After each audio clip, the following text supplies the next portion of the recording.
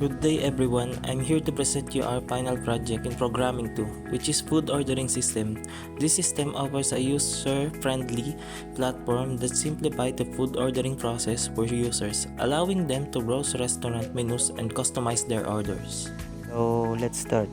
Dito sa main form namin, merong 6 na button. Itong burger, drinks, reset, add to order, clear order, tsaka yung checkout. Tapos, ito po, meron po kaming panel. Yung menu po is nakapaloob yung menu dito sa panel.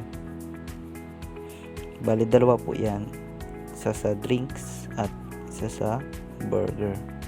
So, ito po, gumamit po kami ng list view kung saan dyan po mag-add yung mga in-input na order nung user, ng customer. Order nung customer. Dito po mag-appear yung mga in-order. Dito po sa list view. So, ito pong mga design niya is mga panel lamang po. Na galing po ito lahat sa ito pong button, pictures, checkbox, tsaka yung ito pong mga text box. Galing po dito sa toolbox. So, dito naman po sa code. Itong reset text boxes, isa po siyang method kung saan diyan po magre-reset yung ito pong mga text box. Ito pong mga text box. Bali magre-reset po yan to 0. Kung wari nag-input po kayo ng 1, di kaya 2, or kahit ano pong number. Tapos kapag pinindot nyo po itong reset, kapag pinindot nyo po itong reset, magre-reset po yan into 0. Gigi po siyang 0. Ito po. Gumamit po kami dyan ng for each tsaka if else. And then, ito pong close naman. Ito pong button 4. Ito po yun. Yung close nya. Bali kapag pinindot nyo po yan, mag-exit po itong aming program or magko-close po. Dito sa drinks naman, ito po yung sinasabi kong panel kanina. Yung drinks panel po, ito po yung drinks panel, at yung burger panel po is ito naman. Ito po yung panel drinks. Kapag pinindot naman po yung drinks, bali magto-true yung drinks, tapos yung burger naman po is magpo-false. Ito po yung drinks na button. Kapag pinindot po yan, magpo-false po itong burger panel. Bali, ganito po mangyayari. Yan po, bali. Mag-show po itong sa drinks na panel. At kapag pinindot po yung burger, yan po ang lalabas. And then, dito po sa reset button, dyan po namin kinol yung sa method. Dyan po kinol namin yung method na, ito po yung method na ginawa namin. So, yung pag-reset po, yung sa text box tsaka yung checkbox. So, dito po sa lock and unlock text boxes using checkbox, yan po yung sinasabi ko kanina na kapag pinindot nyo po itong checkbox, ay mag-unlock itong text box. Dito po, ito pong checkbox na panguna, ito po yung check ECB. Yung isa spicy chicken burger na kapag na-check siya, kapag true, ay mag-enable yung mga text box. So, iyan po yung code namin. Tapos, else naman po is false. Tapos, return to 0. Magiging 0 po siya. So, ganun din po sa ibang menu. Ganun din po ang ginawa namin. So, dito naman po sa burger calculation, ito po yung sa total price naman po nung sa burger. Kung ilan po yung quantity niya, kung ilan po yung in-input na quantity, dyan po siya magta-times sa 89. Ganon din po sa ibang, sa burger at yun sa drinks. So, dito po sa adding in list view, kapag pinindot nyo po itong add to order, yung mga clinic nyo po ditong order ay mag-a-add po dito sa list view. Diyan po mag-a-appear yung mga binili nyo, and then magkakalculate na po siya, and then lalabas po dito yung pinaka total ng order nyo. So ito po, dito po mag-i-store yung mga parse quantity, at ito pong spicy chicken burger, dyan po kapag yung sa text box niya is 0 or di kaya empty, ay may error message na lalabas na invalid input for spicy chicken burger. And then kapag siya ay may nakalagay na quantity, kung ilang quantity more than 0, ay mag-add po siya dun sa dito po sa list view niya. Diyan po maglalagay yung pangalan, spicy chicken burger, yung quantity kung ilan yung nilagay nyo po dito, and yung total ng inyong order. Bali, in calculation po is ito pong SCB total prices. Bali, ito po yung kanina na pinakita ko.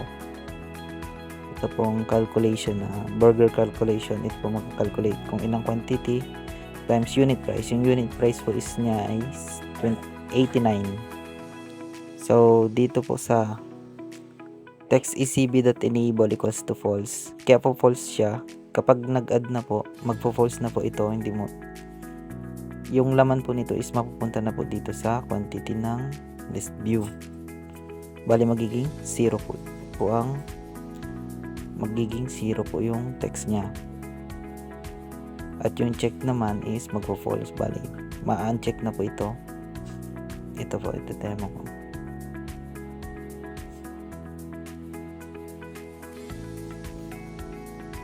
Yan po.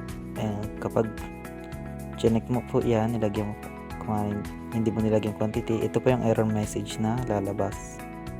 At kapag nilagyan mo naman ng quantity yan, to add to order, yan po para magre-reset na po siya, at lilipat itong nilagay yung quantity dito sa quantity ng list view. So list view, dyan na po magdi-display. Bali, ang total niya is 178. 89 times 2 equals 178. Tapos ito po yung total niya, 178 yung pinakang total. So ganun din po sa ibang mga items po.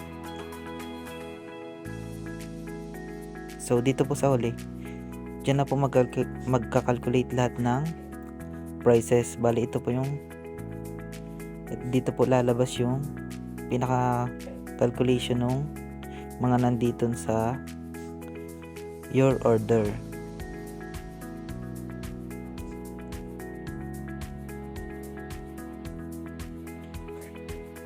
Ito po yung sa demo nya.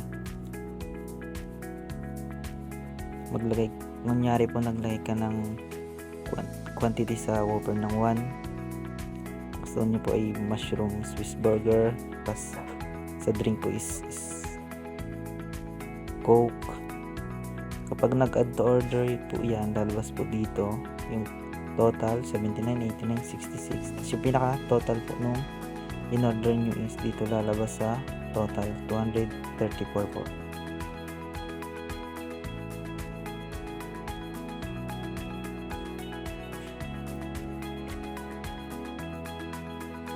So dito naman po sa clear button, ito po yung clear button, clear order po. Kapag clinic nyo po itong clear order, lahat po ng nasa list view is maki-clear. At yung sa total naman po is magiging 0 naman po. Ito po yung demo niya.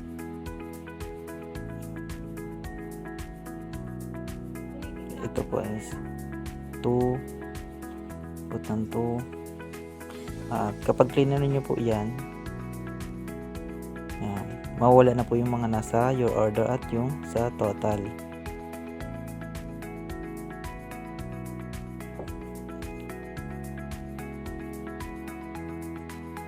At sa checkout button naman, kapag clinic po yung itong checkout, yung form 1 naman po yung lalabas na sinasabi ko kanina, yung dalawa pong form, isang main form at yung form 1. Bali ito po yung lalabas niya, yung sa may picture box po, label at may panel. Bali ito pong kulay, ito po yung nilagyan ko po siya ng background image para gumanda po yung kulay. So may nakalagay po, thank you, your order number is 001. Bali yan po yung papakita nyo dun sa cashier po para mabayaran yung inyong order at makuha yung binili nyong order.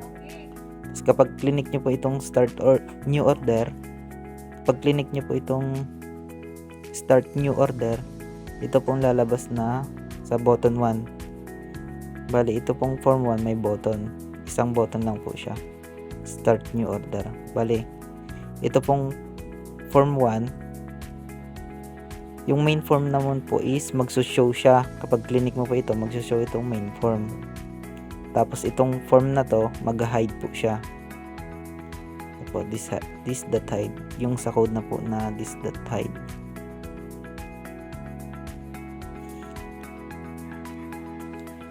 So ito pong sa huling code namin, application.exist. Ito po yung pag-handle ng closing logic kapag kailangan po. So ito po yung demo nya. Nilagay nyo po siya ng 1,